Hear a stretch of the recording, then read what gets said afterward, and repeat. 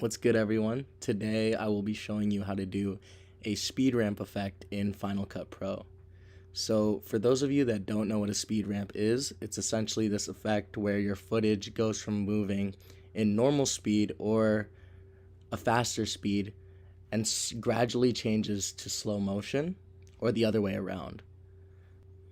It's a really cool effect that you can add to your short films or videos that makes it a lot more dynamic than simply playing an entire clip in slow motion or playing an entire clip at normal speed.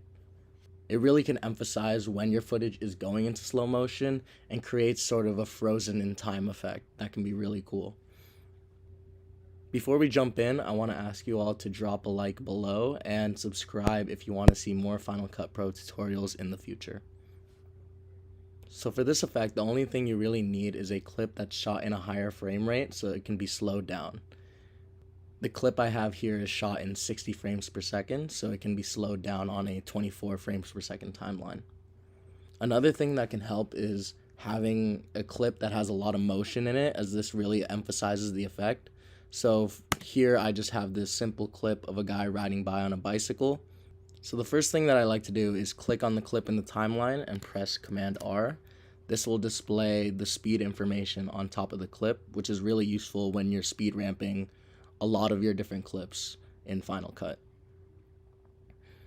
The next thing you're going to want to do is find the frame where you want this effect to start. So I want my effect to start around here, and once you find that spot, make sure you're selected on the clip and then just press Shift B. That'll create a speed slice within your clip that we'll be using later. Then just find where you want the effect to end. So that looks good to me. And we're going to press Shift B again. So once we've done that, now we have 3 different areas of the clip that we can change the speed in.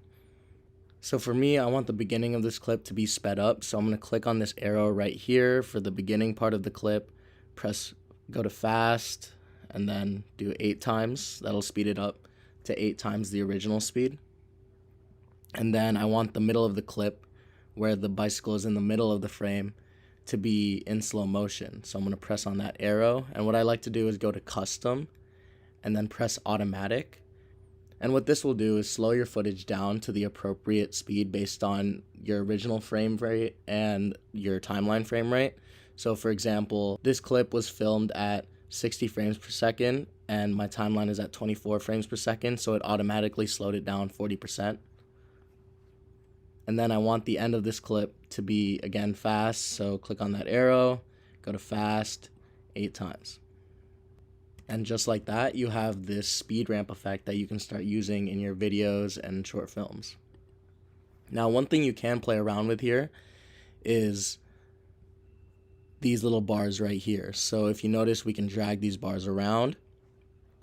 And essentially what this does is determine where the slow motion at full 40% actually starts. So if we drag this bar closer to the start, the full 40% will start earlier, and it'll have a much more drastic effect because it's quickly switching from the sped up footage to the slower part of the clip. And if we drag it further here, then this will create a lot more space for that speed ramp to happen, and it'll be a lot more gradual transition from fast to slow. I like keeping mine somewhere in the middle, so it just hits that sweet spot. But yeah, it's a super simple effect, but it's really powerful to add to your travel videos or other types of films that you're doing. As always, if this tutorial helped you out, be sure to drop a like below and comment what tutorial you want me to do next. I'll see you all next time.